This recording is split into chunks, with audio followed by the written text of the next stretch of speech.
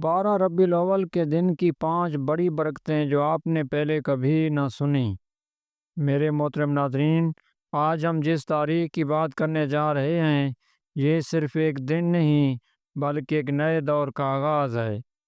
ایک ایسی صبح جس کے بعد جہالت کی رات ہمیشہ کے لیے ختم ہو گئی۔ یہ دن 12 ربیع الاول، وہ تاریخ جب اس کائنات کی سب سے عظیم ہستی ہمارے آقا و مولا حضرت محمد مصطفیٰ صلی اللہ علیہ وآلہ وسلم اس دنیا میں تشریف لائے۔ آج ہم ان برکات کا ذکر کریں گے جو شاید ہم نے پہلے کبھی اس انداز میں نہ سنی ہوں گی۔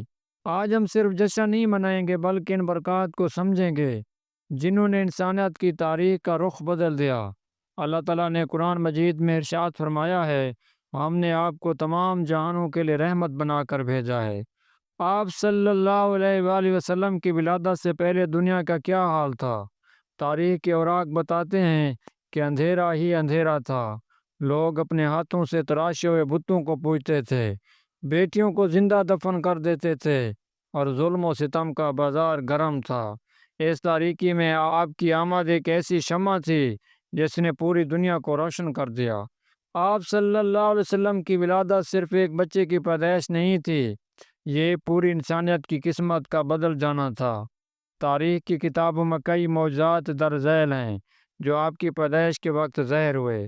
مشہور ہے کہ آپ کی پیدائش کے وقت کسریٰ کے محل میں زلزلہ آیا اور اس کے 14 کنگرے گر گئے اور آتش کدا جو ہزاروں سال سے چل رہا تھا بجھ گیا۔ نبی اکرم صلی اللہ علیہ وآلہ وسلم نے اپنی ولادت کا دن بیان کرتے ہوئے فرمایا، یہ وہ دن ہے جس میں پیدا ہوا اور اسی دن میری بعثت ہوئی یا مجھ پر وحی نازل ہوئی۔ آپ کی آمد سے یہ ثابت ہو گیا کہ اللہ کی رحمت کا دروازہ ہر انسان کے لیے کھل چکا ہے۔ آپ کی ذات ببرکت ہر اس شخص کے لیے امید کا ذریعہ تھی جو ظلم و ستم کے سائے میں جی رہا تھا۔ آپ کی ولادت کے 40 سال بعد اسی ماہ میں آپ کو نبوت عطا کی گئی۔ یہ دراصل دنیا کو ایک نئے پیغام توحید سے روشناس کرانا تھا۔ آپ صلی اللہ علیہ وسلم نے لوگوں کو ایک اللہ کی عبادت کی طرف بلایا۔ اس پیغام نے ان بتوں کو بے اثر کر دیا جنہیں لوگ اپنا خدا مانتے تھے۔ اللہ تعالیٰ نے قرآن مجید میں فرمایا، اور کہہ دیجئے کہ حق آ گیا اور باطل مٹ گیا، بے شک باطل مٹنے ہی والا ہے۔ آپ صلی اللہ علیہ وآلہ وسلم نے ایسا معاشرتی انقلاب برپا کیا کہ قریش کے وہ سردار جو بتوں کو پوجا کرتے تھے اب کعبے کی طرف رخ کر کے ایک اللہ کے سامنے سر جھکانے لگے۔ یہ ایک ایسا معجزہ تھا جس نے لوگوں کے دلوں کو بدل کر رکھ دیا۔ آپ صلی اللہ علیہ وسلم کی ہجرت صرف ایک سفر نہیں تھی بلکہ یہ اسلام کی پہلی ریاست کی بنیاد تھی۔ ہجرت کے بعد مدینہ میں بھائی چارے کی ایک نئی مثال قائم ہوئی۔ مہاجرین اور انصار نے ایک دوسرے کو گلے لگایا اور یہ ثابت کر دیا کہ ایمان کی بنیاد پر بھائی چارہ ہر رشتے سے بڑھ کر ہے۔ قرآن میں اللہ تعالیٰ نے انصار کی تعریف کرتے ہوئے فرمایا، اور مہاجرین کی وہ لوگ جو ان سے پہلے ایمان لا چکے اور دار الہجرت میں سکونت اختیار کر چکے تھے، وہ ان لوگوں سے محبت کرتے ہیں جو ان کی طرف ہجرت کر کے آئے ہیں، اور وہ اپنے دلوں سے اس چیز کی کوئی حاجت نہیں پاتے جو ان کو دی گئی ہے، اور وہ اپنے اوپر ان کو ترجیح دیتے ہیں چاہے خود فاقے سے ہی ہوں۔ ہجرت نے ایک کمزور گروہ کو ایک مضبوط امت میں بدل دیا۔ اس سے یہ ثابت ہوا کہ ایمان اور محبت وہ طاقت ہے جو کسی بھی قوم کو عروج تک پہنچا سکتی ہے۔ 5ویں برکت یہ ہے کہ اللہ نے اس امت کے لیے قرآن مجید کو مکمل کیا اور اس کی رہنمائی کا ذمہ خود لیا۔